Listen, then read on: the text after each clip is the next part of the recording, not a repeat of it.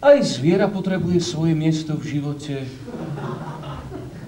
Aj človek.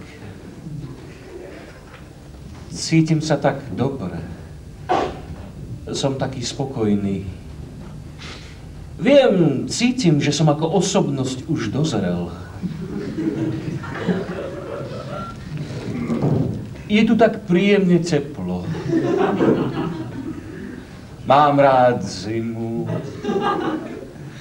Mám rád leto. Všetko mám rád, všetko.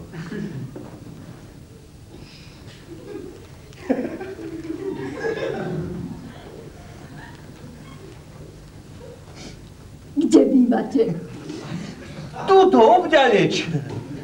Pekný byt. Už je kompletne vymaľovaný, vyčistený. Všetko je už opravené.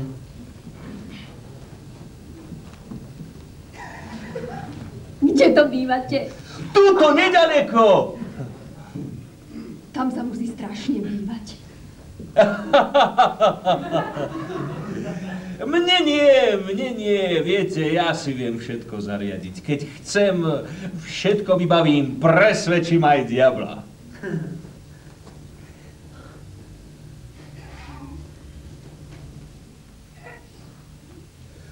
Aj vy to tu máte pekné. Tá vôňa to ide z vášho bytu však.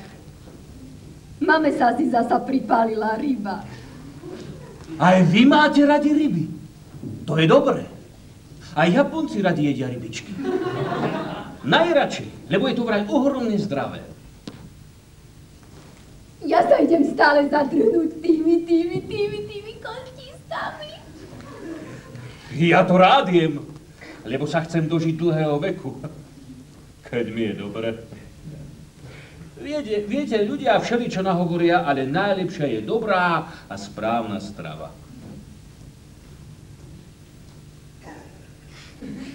Niekedy nepomôže nič. Niekedy je všetko na hovno. Čo som to ja len naposledy čítal?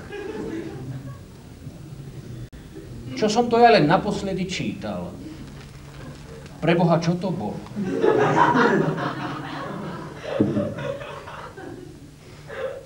Vy máte na to nervy? Na to čítanie? Aha! Čítal som, že človek sa dožije nepomerne viacej rokov, keď je obklopený ľuďmi, ktorí si ho vážia, ktorí ho obšťastňujú a nebránia sa aj jeho prejavom lásky a vďačnosti. V opačnom prípade sa z človeka môže stať aj ruina. Veď chápete? Čo človek sám? O seba sa starať. Sebelásku preukazovať. To tu už bolo. A iní to neprežili. Ježiš.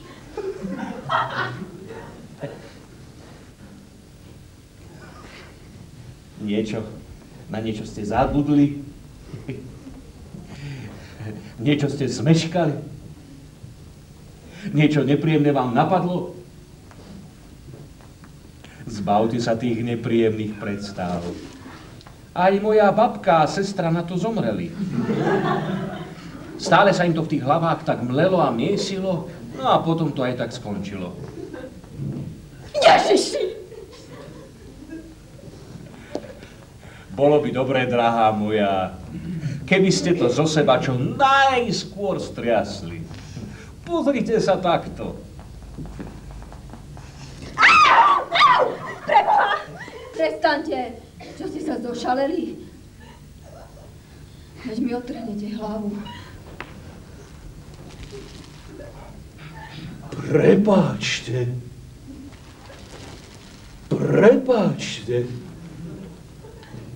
Chcel som vám pomôcť.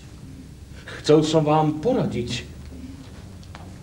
Myslel som, že by ste nemuseli tak samu seba zahadzovať. Aj rádovo škarečie ženy. dopadli dobre. Našli si slušných a láskavých manželov, dožili sa dlhého veku. Barziaka Fiflena si nájde akéhokoľvek idiota. Debila! Takého gebuliaka, ako ste práve vy.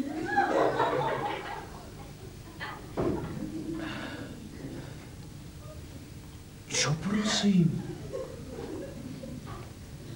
Čo ste to vyslovili? Je to vôbec možné? Si vôbec schopný správať sa normálne ako chlap? Cyril! To je tak meno pre psa. Ale vy ste mi zatýkali. Ja by som s tým nezačal až po takej 5., 6. schôdzke. Ty si mi ale príšera, gebuliak. Keby som bola vedela, aký si v skutočnosti trto, tak sa tu s tebou v živote nestretnem.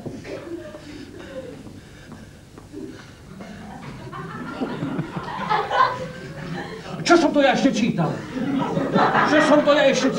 Neviem, pusti ma. Aha, čítal som, že ženy bývajú náramne nervózne pred mesiačikmi, áno, vtedy.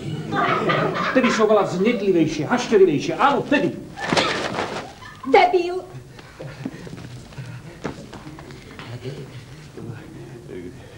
Nemohli by sme sa stretnúť, keď budete mať, prosím, potom.